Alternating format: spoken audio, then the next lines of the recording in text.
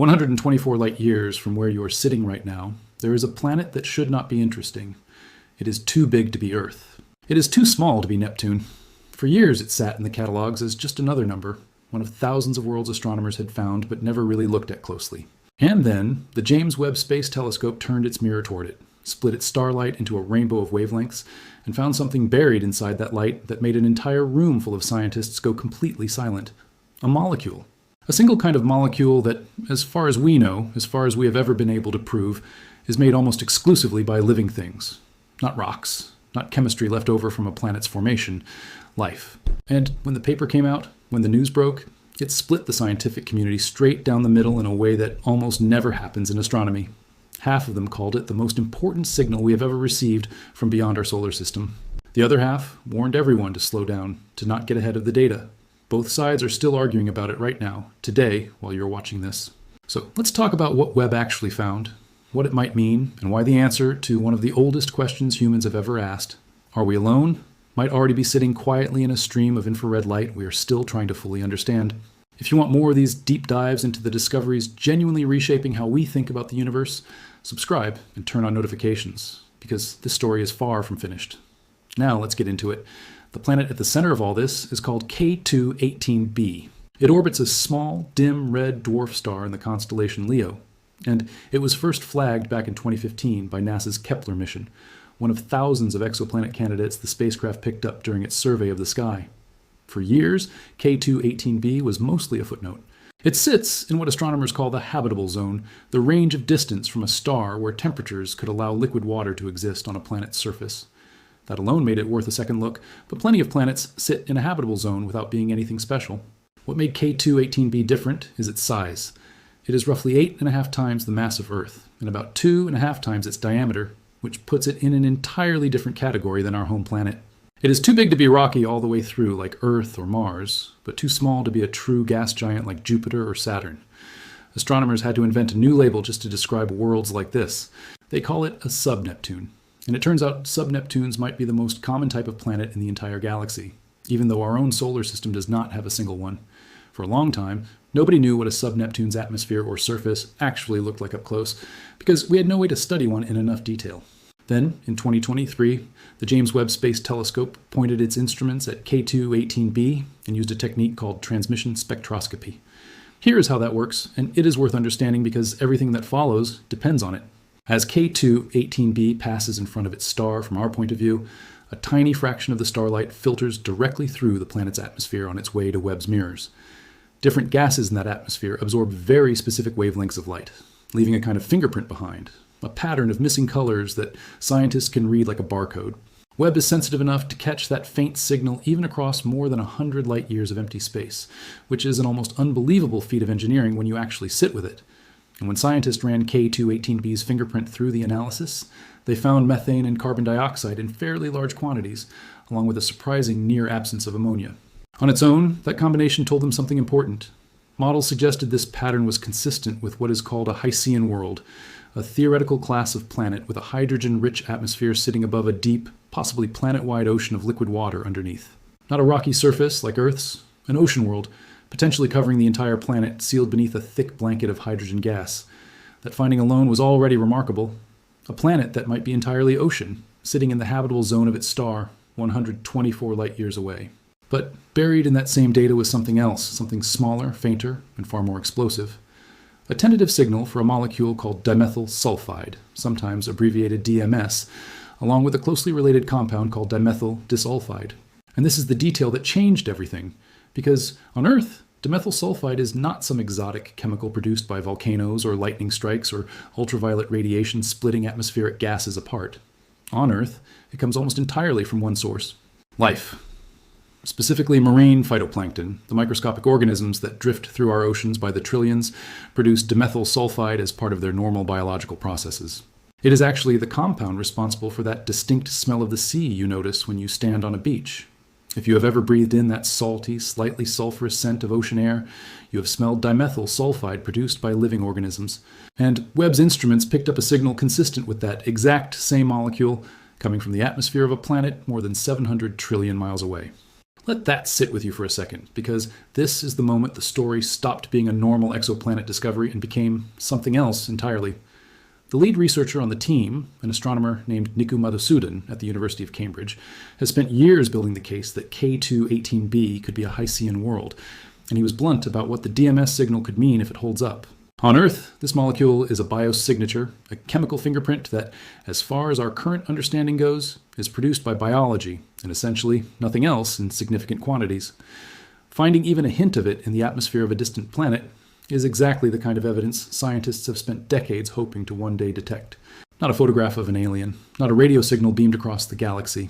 A quiet chemical clue, hidden in starlight, that hints something might be alive out there, turning sunlight and nutrients into the same molecules that drift off our own oceans every single day.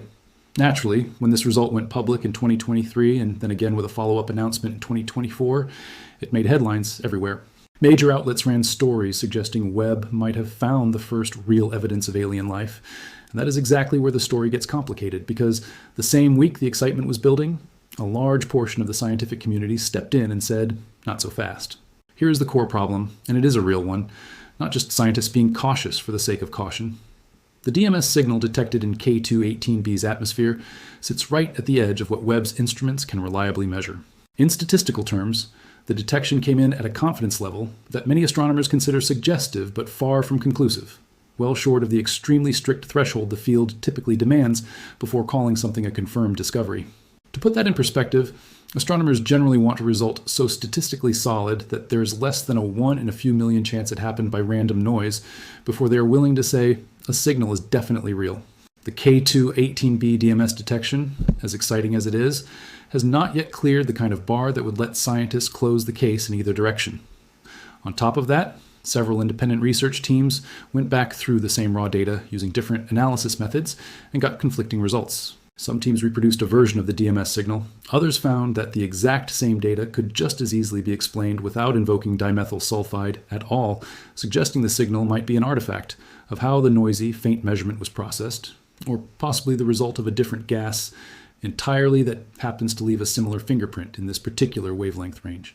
This is not scientists dismissing an exciting result out of stubbornness. It is the scientific process doing exactly what it is designed to do, stress testing an extraordinary claim from every possible angle before anyone is willing to stake their reputation on it. There is also a deeper, more unsettling question hovering underneath all of this that has nothing to do with statistics. Even if the dimethyl sulfide signal turns out to be completely real, is life actually the only possible explanation, the way it appears to be on Earth? Researchers have started testing that assumption directly, running laboratory experiments and chemical models to see whether dimethyl sulfide could realistically form through purely non-biological processes under the specific conditions that might exist on a Hycean world like K2-18b. A hydrogen-rich atmosphere sitting above a deep, possibly exotic ocean is not an environment we have ever been able to study up close. It is entirely possible that chemistry we do not fully understand yet, chemistry that has never occurred anywhere in our own solar system, could produce dimethyl sulfide without any biology involved at all. Some early lab work has already shown that DMS and related compounds can form under certain non-biological laboratory conditions, though whether those exact conditions actually exist on a real Hycean world remains an open question. Which means the honest answer, right now, sitting exactly where we are in this investigation, is that we genuinely do not know. Not because scientists are being difficult, because we are looking at an entirely new type of planet, under entirely new atmospheric conditions, using a technique that is operating right at the edge of its sensitivity and asking it to answer one of the biggest questions our species has ever asked. That uncertainty is not a disappointing ending to this story. It is actually the most honest, and in a strange way, the most exciting part of it, because this is exactly how genuine scientific discovery works, in real time, without a script, without a guaranteed resolution. There is no committee somewhere that already knows the true answer and is simply waiting to reveal it in a dramatic press conference. Right now, astronomers around the world are doing precisely what they should be doing. They are proposing more observation time with Webb to gather additional data on K2-18b. They are building better models of what a Hycean atmosphere would actually look like under a range of possible chemical scenarios. They are running more laboratory experiments to nail down exactly which non-biological pathways, if any, could produce dimethyl sulfide under extreme alien atmospheric pressure and composition. Every one of these efforts is aimed at pushing that statistical confidence higher, in one direction or the other, until the case is either strong enough to stand on its own or weak enough to be set aside as an interesting false alarm. And there is something worth sitting with in that uncertainty itself. For nearly the entire history of human civilization, this question, are we alone in the universe, was pure philosophy. It belonged to priests and poets and philosophers, debated in the abstract, with no real evidence on either side. Then it slowly became the territory of science fiction, then serious theoretical physics. Then finally, in just the last few decades, an actual measurable question with actual instruments pointed at actual data. K218b represents the closest our species has ever come to that question, having a real, testable answer sitting somewhere in a stream of starlight, rather than in speculation. We are not talking about someone's opinion or a computer simulation of what life elsewhere might look like. We are talking about photons that left a real planet's atmosphere over a century ago, traveled across the emptiness of interstellar space, and landed directly on a mirror built by human hands, carrying inside them a chemical signature that might, or might not, be the fingerprint of something alive. Even the most skeptical researchers working on this data will tell you that a decade ago, none of this would have even been possible to attempt. Before Webb launched in December of 2021, we simply did not have an instrument sensitive enough to pick apart the atmosphere of a small planet orbiting a dim star more than 100 light years away, with this level of chemical detail. The fact that we can now have this argument at all, the fact that there are two competing camps of serious scientists debating whether we might have detected a hint of alien biology, rather than dismissing the entire idea as untestable nonsense, is itself a kind of milestone. We built a machine capable of asking the universe a question this big, and for the first time in history, the universe sent back an answer complicated enough to actually be worth arguing about. So where does that leave things right now, in July of 2026, with you watching this? K218b has not been confirmed as a living world. Nobody serious in the field is claiming that. What has happened is something quieter and, in its own way, more remarkable. A team of scientists found a chemical signal in the atmosphere of a distant planet that, if it holds up under further scrutiny, would be one of the strongest hints of biological activity ever detected beyond our solar system. And instead of either dismissing it or overselling it, the scientific community is doing the slow, careful, unglamorous work of actually figuring out whether it is real. More observations are already planned. More lab experiments are already underway. Somewhere in the next few years, this signal is going to get stronger, or it is going to fade away into statistical noise, and either outcome will teach us something we did not know before about how planets like this actually work. Whatever the final answer turns out to be, one thing has already changed permanently. We now know for a fact that we possess the technology to point a telescope at a planet more than 100 light years away and ask whether something might be breathing out there. That capability did not exist within most of our own lifetimes. And whether Ku-18b turns out to be teeming with microscopic ocean life or nothing more than an exotic, lifeless chemistry experiment playing out in a hydrogen-rich atmosphere, the question itself has finally, for the first time in human history, become something we can actually go out and try to answer. If this is the kind of discovery you want to keep following as the story develops, subscribe. Because when the next round of data comes in on K2-18b, you will be the first to hear exactly what it means.